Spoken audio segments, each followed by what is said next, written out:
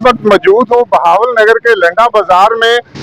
जैसे ही सर्दी शुरू हुई तो शहरियों का रुख लंडा बाजार की तरफ हो गया। तो ये यहाँ पर एक कस्टमर मौजूद है, उनसे जानते हैं कि लंडे बाजार के जो आप खरीदो फरोख्त कर रहे हैं क्यों कर रहे हैं। जी देखिए जी, मैं 5 बच्चों के जन्म वहीद एक घर का मालिक हूँ।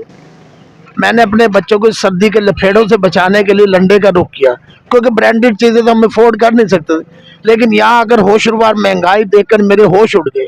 अब गरीब आदमी जाए तो कहाँ जाए, अपने बच्चों का तन ढांपने के लिए लंडा भी नहीं ले सकता। एक काम बाला से इल्तमास है कि गरीब का चूल्हा बुझने से बचाएं और उनको ऐसा रिलीफ फराहम करें कि गरीब आदमी अपना तन ढांप सके, अपनी 4 वक्त की रोटी कमा सके।